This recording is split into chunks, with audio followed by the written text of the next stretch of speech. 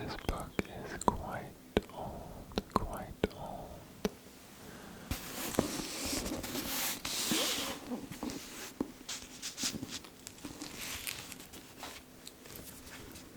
There is actually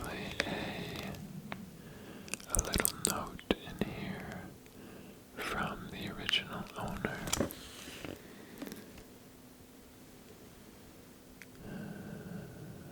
There's a name, 20 prize. If I'm honest, I can't really read all of the cursive, but the date says December 2081. December 2081. And it's not 1981, I'll tell you that much.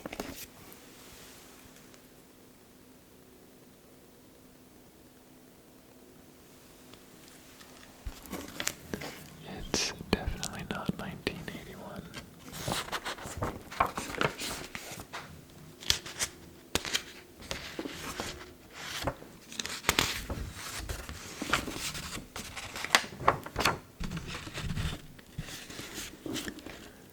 This says, the poetical works of Alfred Tennyson, poet, complete edition, Boston, the Riverside Press, Cambridge, 1881. 1881.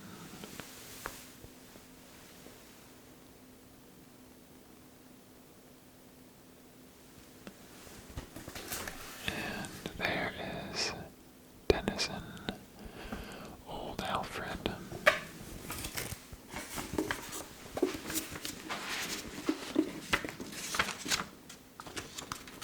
Okay, let's get right into it, shall we?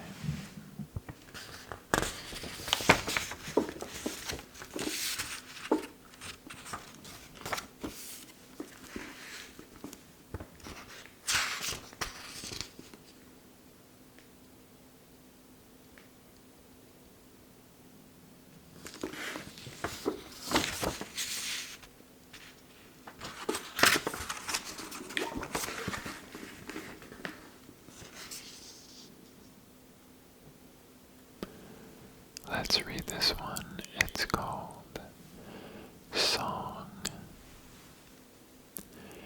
A spirit haunts the year's last hours, dwelling amid these yellowing bowers. To himself he talks, for at eventide, listening earnestly, at his work you may hear him sob and sigh. In the walks, earthward he boweth the heavy stalks of the mouldering flowers. Heavily hangs the broad sunflower. Over its grave, the earth so chilly. Heavily hangs the hollyhock. Heavily hangs the tiger lily. The air is damp, the hushed and close, as a sick man's room when he taketh repose, an hour before death. My very heart faints and my whole soul grieves at the moist rich smell of the rotting leaves, and the breath of the falling edges of box beneath, and the year's last rose. Heavily hangs the broad sunflower. Over its grave the earth so chilly. Heavily hangs the hollyhock. Heavily hangs the tiger lily. That was our first poem. By the way, I am picking these completely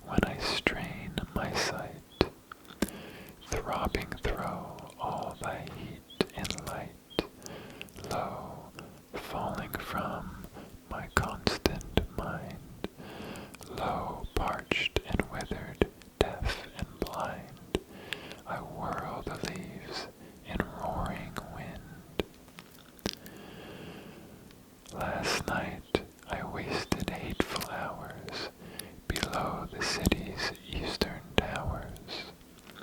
I thirsted for the brooks, the showers.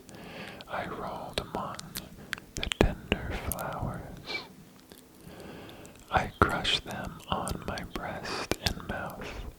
I looked athwart the burning drouth of that long desert to the south. Last night, when someone spoke his name, from my swift blood that went and came, 1,000 little shafts of flame were shivered in my narrow frame. O love, O fire I once he drew, with one long kiss my whole soul through, my lips as sunlight drinketh dew. Before he mounts the hill, I know, he cometh quickly from below. Sweet gales as from deep gardens blow, before him striking on my brow. In my dry brain my spirits soon, down deepening from swoon to swoon, faints like a dazzled morning moon. The wind sounds like a silver wire, and from beyond the noon a fire is poured upon the hills, and nigher the skies stoop down in their desire. And isled in sudden seas of light, my heart pierced through with fierce delight, bursts into blossoms in his sight. My whole soul waiting silently, all naked in a sultry sky, droops blinded with his shining eye. I will possess him, or I will die. I will grow round him in his place, grow, live, die, looking on his face, die, dying clasped in his embrace. That was a depressing one. But I like all the rhymes, obviously.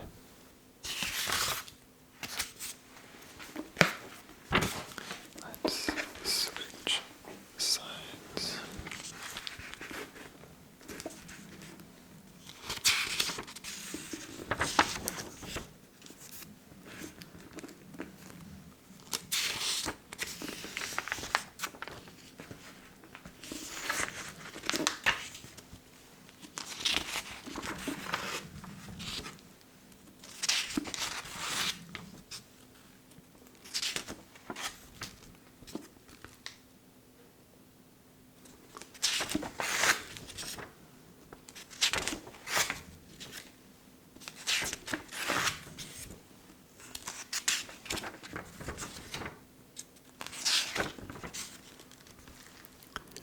A lot of these poems are very, very long. I'm searching for ones that aren't super long.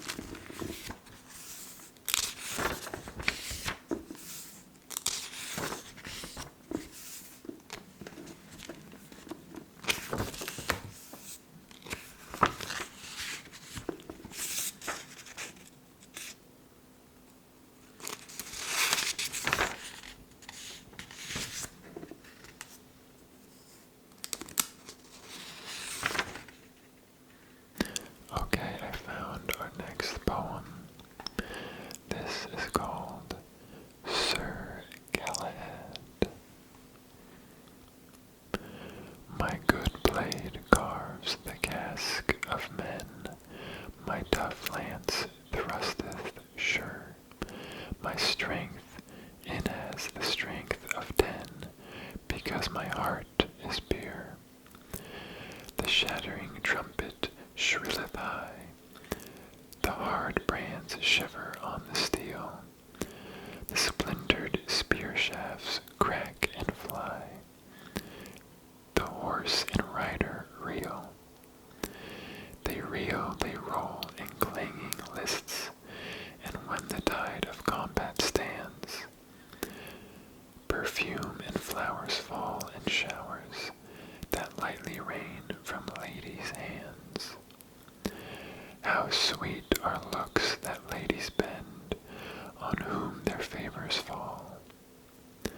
For them I battle to the end, to save from shame and thrall. But all my heart is drawn above, my knees are bowed in crypt and shrine. I never felt the kiss of love, nor maiden's hand in mine. More bounteous aspects of me beam, me mightier transports move and thrill. So keep I fair through faith and prayer, a virgin heart in work and will. When down the stormy crescent goes, a light before me swims. Between dark stems the forest glows, I hear a noise of hymns. Then by some secret shrine I ride. I hear a voice, but none are there. The stalls are void, the doors are wide, the tapers burning fair. Fair gleams the snowy altar cloth, the silver vessels sparkle clean, the shrill bell rings, the censer swings, and solemn chants resound between. Sometimes on lonely mountain meres I find a magic bark. I leap on board, no helmsman steers. I float till all is dark. A gentle sound, an awful light, through three angels bear the Holy Grail.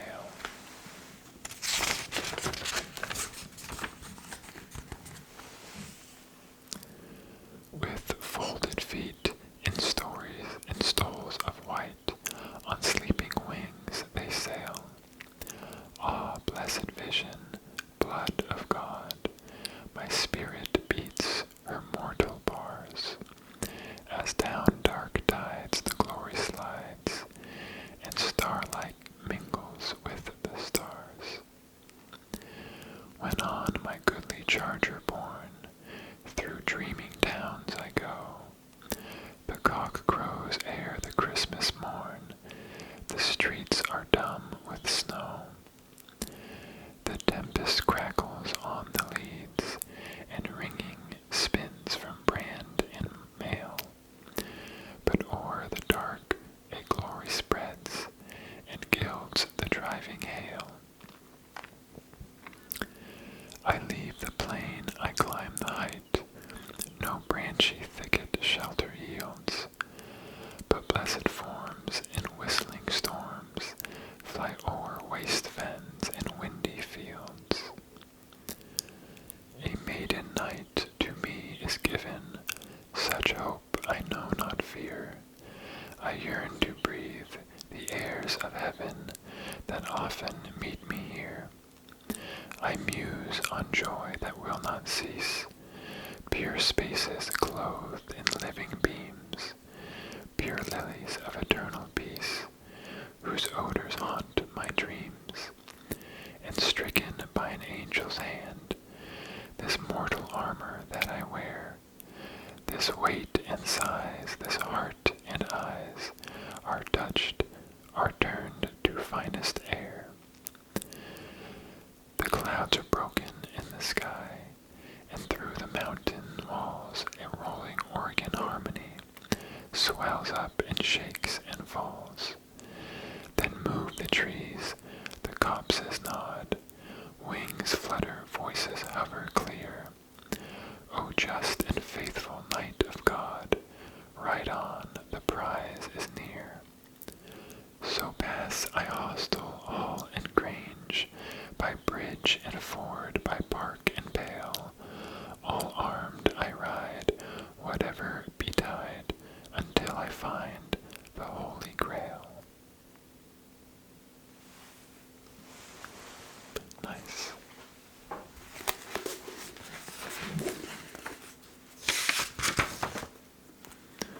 Alright, let's do one more. Let's find one more poem. One more poem.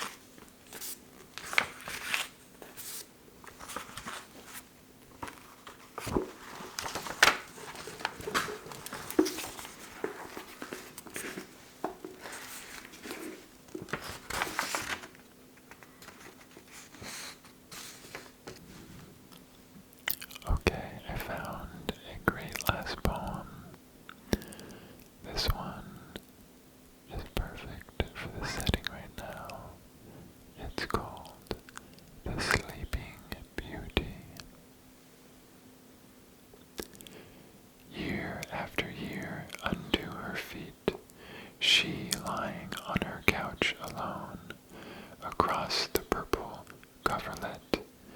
The maiden's jet-black hair has grown. On either side, her tranced form, forth streaming from a braid of pearl. The slumberous light is rich and warm, and moves not on the rounded curl. The silk star-bordered coverlid unto her limbs itself doth mold, languidly ever, and amid her full black ringlets downward rolled, glows forth each softly shadowed arm, with bracelets of the diamond bright. Her constant beauty doth inform stillness with love and day with light. She sleeps, her breathings are not heard, in palace chambers far apart. The fragrant tresses are not stirred, that lie upon her charmed heart. She sleeps on either hand upswell,